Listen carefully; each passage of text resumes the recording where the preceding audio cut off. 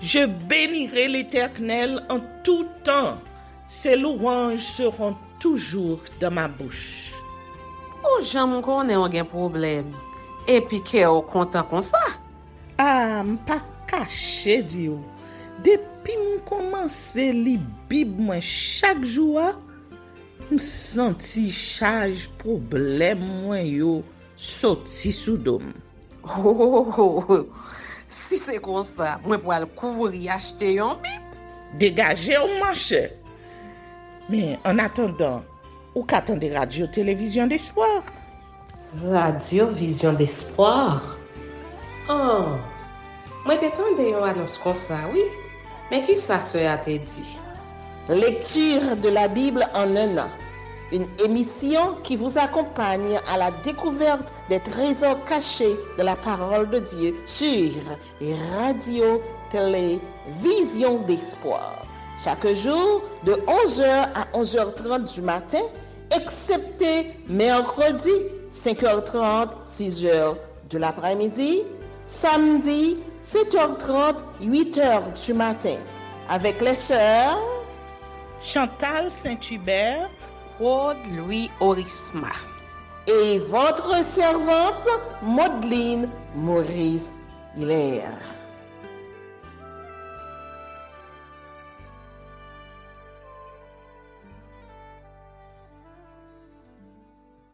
Saint-Esprit de Dieu, fais-nous la grâce de jouir de ta présence durant cette lecture qui enseigne, convainc, corrige, instruit et qui sauve. Au nom de Jésus.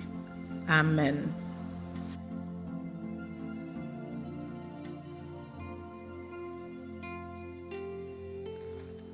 Exode chapitre 30. Description de l'autel des parfums et de la cuve d'airain. Tu feras un autel pour brûler des parfums, tu le feras de bois d'acacia. Sa longueur sera d'une courdée et sa largeur d'une courdée. Il sera carré et sa hauteur sera de 2 coudées. Tu feras des cônes qui sortiront de l'autel. Tu le couvriras d'or pur, le dessus, les côtés tout autour et les cônes, et tu y feras une bordure d'or tout autour. Tu feras au-dessous de la bordure 2 anneaux d'or aux 2 côtés. Tu en mettras aux 2 côtés pour recevoir les barres qui serviront à le porter. Tu feras les barres de bois d'acacia, tu les couvriras d'or. Tu placeras l'autel en face du voile qui est devant l'arche du témoignage, en face du propitiatoire qui est sur le témoignage et où je me rencontrerai avec toi. Aaron y fera brûler du parfum odoriférant, il en fera brûler chaque matin lorsqu'il préparera les lampes. Il en fera brûler aussi entre les 2 soirs lorsqu'il arrangera les lampes. C'est ainsi que l'on brûlera à perpétuité du parfum devant l'Éternel parmi vos descendants. Vous n'offrirez sur l'autel ni parfum étranger, ni holocauste, ni offrande, et vous n'y répandrez aucune libation. Une fois chaque année, Aaron fera des expiations sur les cônes de l'autel. Avec le sang de la victime expiatoire, il y sera fait des expiations une fois chaque année parmi vos descendants. Ce sera une chose très sainte devant l'Éternel. L'Éternel parla à Moïse et dit: lorsque tu compteras les enfants d'Israël pour en faire le dénombrement, chacun d'eux paiera à l'Éternel le rachat de sa personne, afin qu'il ne soit frappé d'aucune plaie lors de ce dénombrement. Voici ce que donneront tous ceux qui seront compris dans le dénombrement. Un demi-cycle, selon le cycle du sanctuaire, qui est de 20 guéras. Un demi-cycle sera le don prélevé pour l'Éternel. Tout homme compris dans le dénombrement, depuis l'âge de 20 ans et au-dessus, paiera le don prélevé pour l'Éternel. Le riche ne paiera pas plus, et le pauvre ne paiera pas moins d'un demi-cycle. comme don prélevé pour l'Éternel, afin de racheter leur personne. Tu recevras des enfants d'Israël l'argent du rachat et tu l'appliqueras au travail de la tente d'assignation. Ce sera pour les enfants d'Israël un souvenir devant l'Éternel pour le rachat de leur personne. L'Éternel parla à Moïse et dit, « Tu feras une cuve d'airain avec sa base d'airain pour les ablutions. Tu la placeras entre la tente d'assignation et l'autel et tu y mettras de l'eau, avec laquelle Aaron et ses fils se laveront les mains et les pieds. Lorsqu'ils entreront dans la tente d'assignation, ils se laveront avec cette eau afin qu'ils ne meurent point, et aussi lorsqu'ils s'approcheront de l'autel pour faire le service et pour offrir des sacrifices à l'Éternel. Ils se laveront les mains et les pieds afin qu'ils ne meurent point. Ce sera une loi perpétuelle pour Aaron, pour ses fils et pour leurs descendants. » Composition de l'huile sainte et du parfum.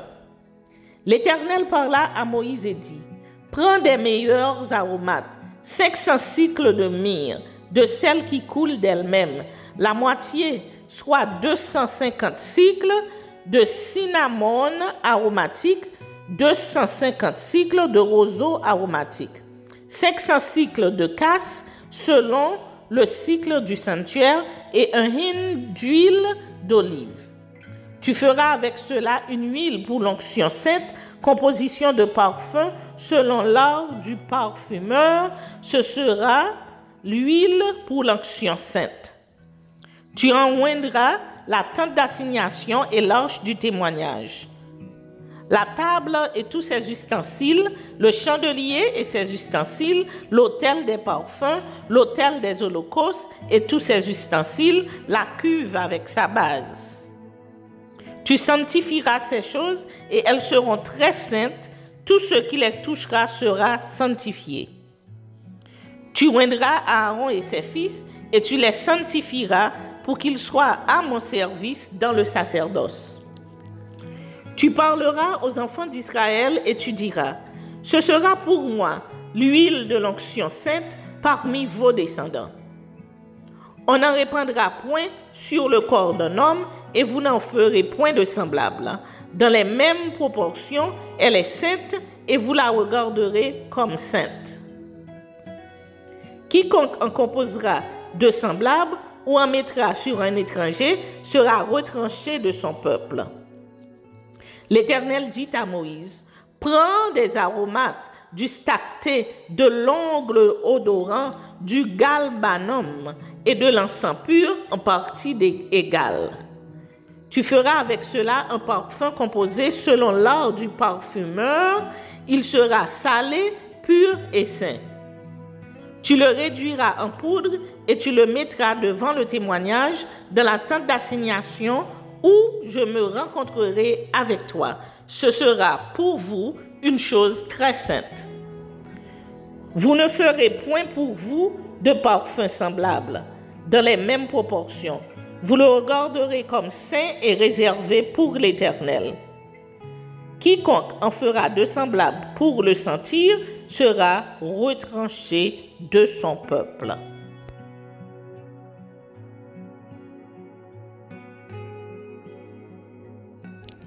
Exode chapitre 31. Désignation des ouvriers. L'Éternel parla à Moïse et dit, « Sache que j'ai choisi Betsalil, fils d'Uri, fils de Hur, de la tribu de Juda. Je l'ai rempli de l'Esprit de Dieu, de sagesse, d'intelligence et de savoir pour toutes sortes d'ouvrages. Je l'ai rendu capable de faire des inventions, de travailler l'or, l'argent et l'airain, de graver les pierres à enchâsser, de travailler le bois et d'exécuter toutes sortes d'ouvrages. Et voici, je lui ai donné pour aide Oholiab, fils d'Ahisamak, de la tribu de Dan.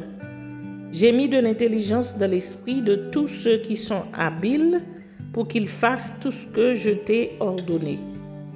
la tente d'assignation, l'arche du témoignage, le propitiatoire qui sera dessus et tous les ustensiles de la tente, la table et ses ustensiles, le chandelier d'or pur et tous ses ustensiles, l'autel des parfums, l'autel des holocaustes et tous ses ustensiles, la cuve avec sa base, les vêtements d'office, les vêtements sacrés pour le sacrificateur à Aaron, les vêtements de ses fils pour les fonctions du sacerdoce, l'huile d'onction et le parfum odoriférant pour le sanctuaire. Ils se conformeront à tous les ordres que j'ai donnés. Le sabbat rappelé. L'Éternel parla à Moïse et dit: Parle aux enfants d'Israël et dis-leur: Vous ne manquerez pas d'observer mes sabbats, car ce sera entre moi et vous et parmi vos descendants un signe auquel on connaîtra que je suis l'Éternel qui vous sanctifie. Vous observerez le sabbat, car il sera pour vous une chose sainte. Celui qui le profanera sera puni de mort. Celui qui fera quelque ouvrage ce jour-là sera retranché du milieu de son peuple. On travaillera 6 jours, mais le 7e jour est le sabbat, le jour du repos, consacré à l'Éternel. Celui qui fera quelque ouvrage le jour du sabbat sera puni de mort. Les enfants d'Israël observeront le sabbat en le célébrant, eux et leurs descendants, comme une alliance perpétuelle. Ce sera entre moi et les enfants d'Israël un signe qui devra durer à perpétuité. Car en 6 jours, l'Éternel a fait les cieux et la terre, et le 7e jour, il a cessé son œuvre et il s'est reposé. Les tables de la loi. Lorsque l'Éternel eut achevé de parler à Moïse sur la montagne de Sinaï, il lui donna les 2 tables du témoignage, tables de pierre écrites du droit de Dieu.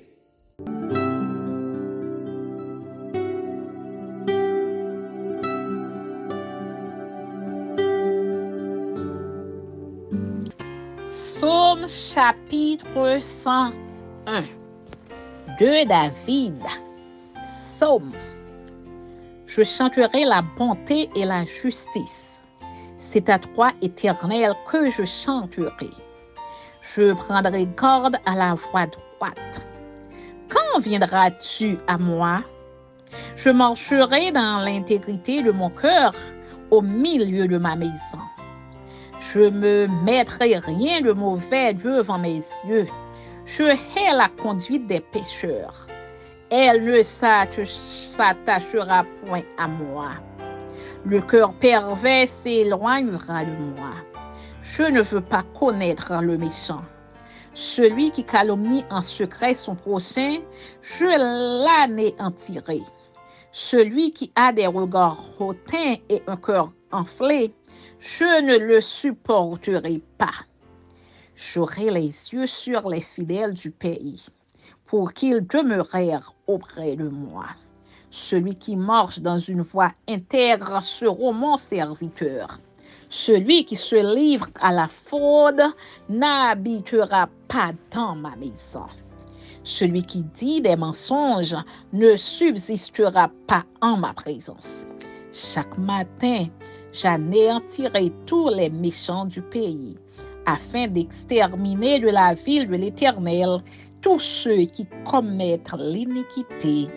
Amen. Psaume chapitre 102. Prière d'un malheureux lorsqu'il est abattu et qu'il répand sa plainte devant l'Éternel. Éternel, écoute ma prière et que mon cri parvienne jusqu'à toi. Ne me cache pas ta face au jour de ma détresse. Incline vers moi ton oreille quand je crie. Hâte-toi de m'exaucer, car mes jours s'évanouissent en fumée et mes os sont enflammés comme un tison. Mon cœur est frappé et se dessèche comme l'herbe. J'oublie même de manger mon pain. Mes gémissements sont tels que mes os s'attachent à ma chair. Je ressemble au pélican du désert. Je suis comme le chat huant des ruines. Je n'ai plus de sommeil et je suis comme l'oiseau solitaire sur un toit. Chaque jour, mes ennemis m'outragent et c'est par moi que jurent mes adversaires en fureur. Je mange la poussière au lieu de pain et je mêle des larmes à ma boisson. À cause de ta colère et de ta fureur, car tu m'as soulevé et jeté au loin.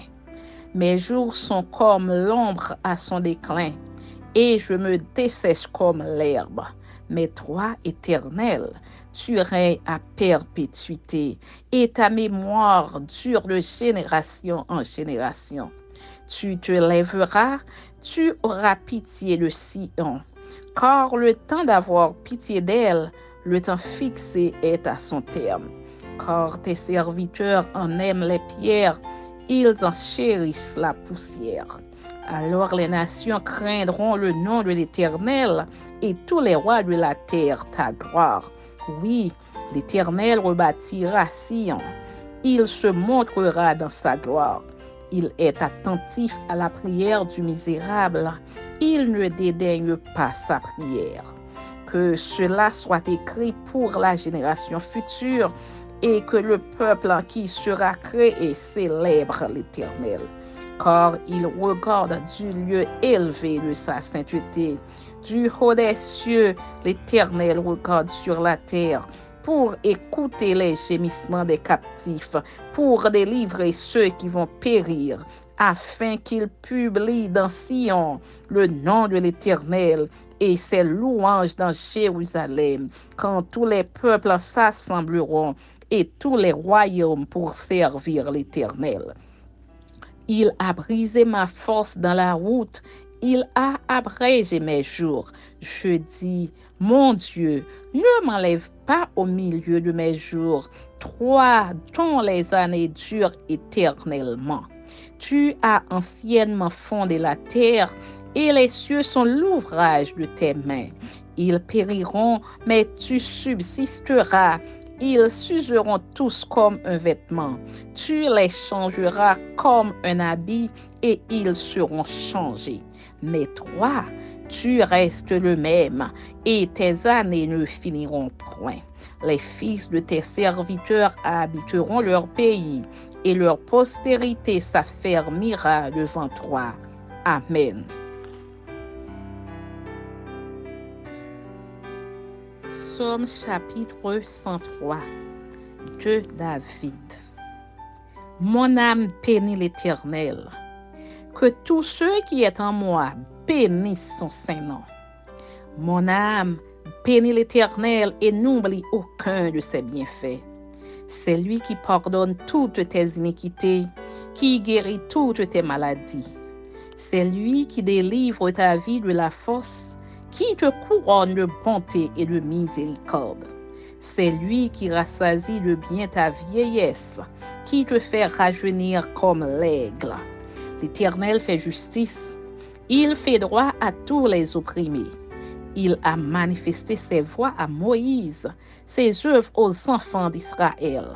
L'Éternel est miséricordieux et compatissant, lent à la colère et riche en bonté. Il ne conteste pas sans cesse. Il ne garde pas sa colère à toujours. Il ne nous traite pas selon nos péchés. Il ne nous punit pas selon nos iniquités. Mais autant les cieux sont élevés au-dessus de la terre, autant sa bonté est grande pour ceux qui le craignent. Autant l'Orient est éloigné de l'Occident, autant il éloigne de nous nos transgressions. Comme un père a compassion de ses enfants, l'Éternel a compassion de ceux qui le craignent. Car il sait de quoi nous sommes formés, il se souvient que nous sommes poussière. L'homme, ses jours sont comme l'herbe, il fleurit comme la fleur des champs. Lorsqu'un vent passe sur elle, elle n'est plus, et le lieu qu'elle occupait ne la reconnaît plus. Mais la bonté de l'Éternel dure à jamais pour ceux qui le craignent, et sa miséricorde pour les enfants de leurs enfants, pour ceux qui gardent son alliance et se souviennent de ses commandements afin de les accomplir. L'Éternel a établi son trône dans les cieux et son règne domine sur toutes choses. Bénissez l'Éternel, vous ses anges, qui êtes puissants en force et qui exécutez ses ordres en obéissant à la voix de sa parole. Bénissez l'Éternel, vous toutes ses armées, qui êtes ses serviteurs et qui faites sa volonté.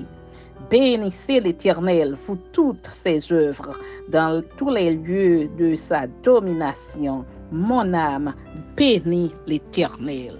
Mon âme bénit l'Éternel. Amen.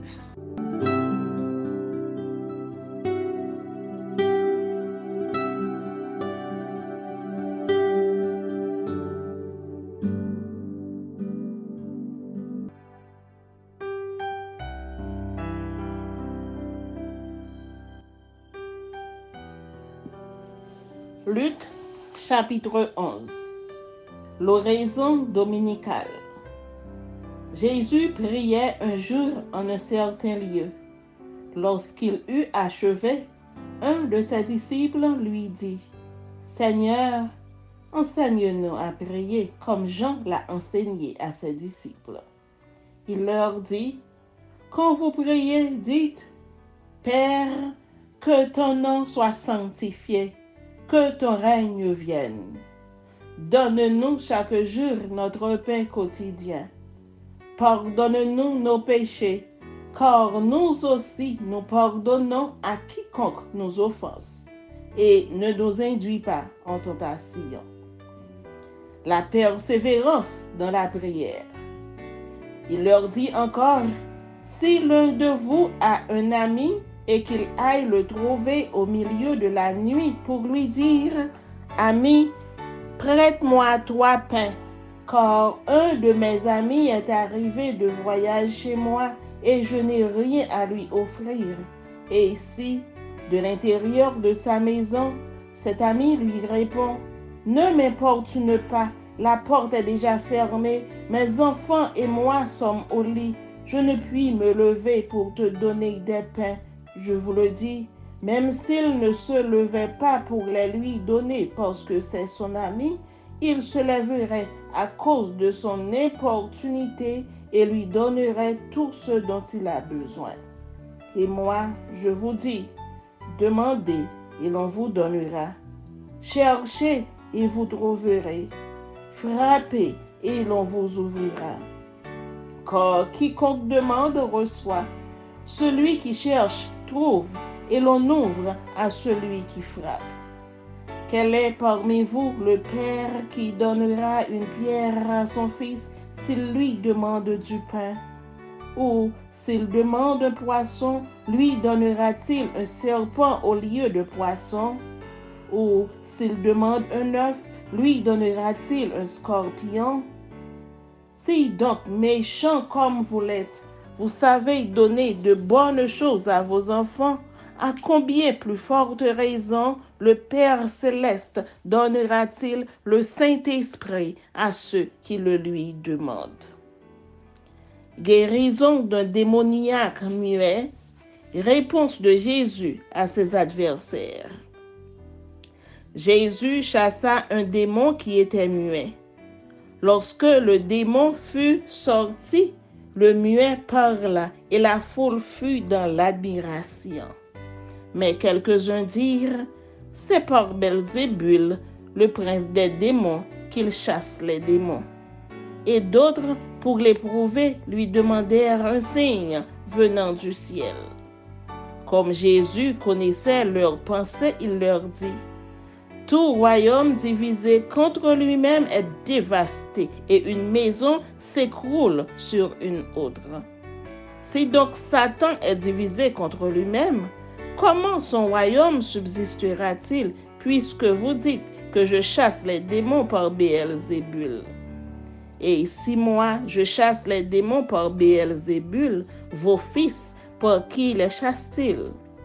C'est pourquoi ils seront eux-mêmes vos juges. Mais si c'est par le droit de Dieu que je chasse les démons, le royaume de Dieu est donc venu vers vous. Lorsqu'un homme fort et bien armé garde sa maison, ce qu'il possède est en sûreté. Mais si un plus fort que lui survient et le dompte, il lui enlève toutes les armes dans lesquelles il se confiait et il distribue ses dépouilles. Celui qui n'est pas avec moi est contre moi, et celui qui n'assemble pas avec moi disperse. Lorsque l'esprit impur est sorti d'un homme, il va dans des lieux arides pour chercher du repos. N'en trouvant point, il dit, « Je retournerai dans ma maison d'où je suis sorti. » Et quand il arrive, il la trouve balayée et ornée. Alors, il s'en va et il prend 7 autres esprits plus méchants que lui. Ils entrent dans la maison, s'y établissent, et la dernière condition de cet homme est pire que la première. Tandis que Jésus parlait ainsi, une femme, élevant la voix du milieu de la foule, lui dit, « Heureux le sein qui t'a porté, heureuses les mamelles qui t'ont allaité. » Et il répondit, « Heureux plutôt ceux qui écoutent la parole de Dieu et qui la gardent. » Un miracle refusé. Comme le peuple s'amassait en foule, il se mit à dire, « Cette génération est une génération méchante. Elle demande un miracle, il ne lui sera donné d'autre miracle que celui de Jonas. Car de même que Jonas fut un signe pour les Ninivites, de même le Fils de l'homme en sera un pour cette génération. La reine du Midi se lèvera au jour du jugement avec les hommes de cette génération et les condamnera, parce qu'elle vint des extrémités de la terre pour entendre la sagesse de Salomon. Et voici, il y a ici plus que Salomon. Les hommes de Ninive se lèveront au jour du jugement avec cette génération et la condamneront parce qu'ils se repentirent à la prédication de Jonas. Et voici, il y a ici plus que Jonas. Personne n'allume une lampe pour la mettre dans un lieu caché ou sous le boisseau, mais on la met sur le chandelier afin que ceux qui entrent voient la lumière. Ton œil est la lampe de ton corps. Lorsque ton œil est en bon état, tout ton corps est éclairé. Mais lorsque ton œil est en mauvais état, ton corps est dans les ténèbres. Prends donc garde que la lumière qui est en toi ne soit ténèbres. Si donc tout ton corps est éclairé, n'ayant aucune partie dans les ténèbres, il sera entièrement éclairé, comme lorsque la lampe t'éclaire de sa lumière. Les scribes et les pharisiens censurés. Pendant que Jésus parlait, un pharisien le pria de dîner chez lui. Il entra et se mit à table. Le pharisien vit avec étonnement qu'il ne s'était pas lavé avant le repas. Mais le Seigneur lui dit, « Vous, pharisiens, vous nettoyez le dehors de la coupe et du plat, et à l'intérieur, vous êtes pleins de rapine et de méchanceté. Insensé, celui qui a fait le dehors, n'a-t-il pas fait aussi le dedans? Donnez plutôt en aumône ce qui est dedans, et voici, toutes choses seront pures pour vous. Mais malheur à vous, pharisiens, parce que vous payez la dîme de la menthe, de la rue et de toutes les herbes, et que vous négligez la justice et l'amour de Dieu, c'est là ce qu'il fallait pratiquer sans omettre les autres choses. Malheur à vous, pharisiens, parce que vous aimez les premiers sièges dans les synagogues et les salutations dans les places publiques. Malheur à vous, parce que vous êtes comme les sépulcres qui ne paraissent pas et sur lesquels on marche sans le savoir. Un des docteurs de la loi prit la parole et lui dit, « Maître, en parlant de la sorte, c'est aussi nous que tu outrages. Et Jésus répondit, malheur à vous aussi, docteurs de la loi, parce que vous chargez les hommes de fardeaux difficiles à porter et que vous ne touchez pas vous-même de l'un de vos doigts.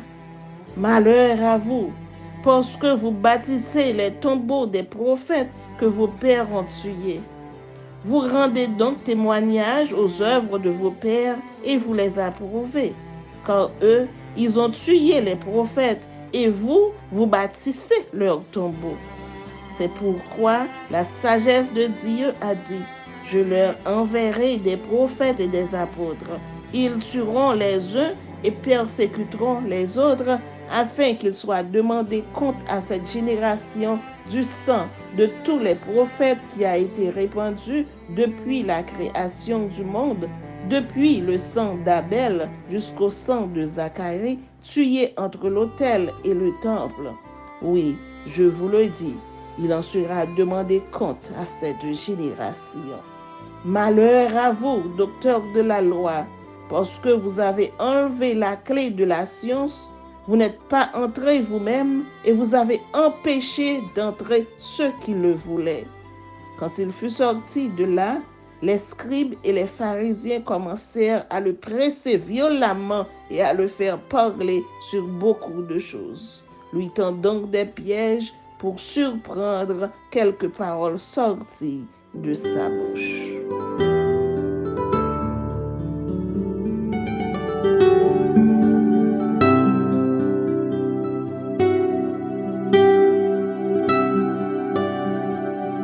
Merci Seigneur de nous donner le discernement dans la lecture de ta parole, que nous y prêtions attention afin d'appliquer notre cœur à la sagesse. Amen. Que celui qui a des oreilles pour entendre, entende, et que celui qui lit fasse attention.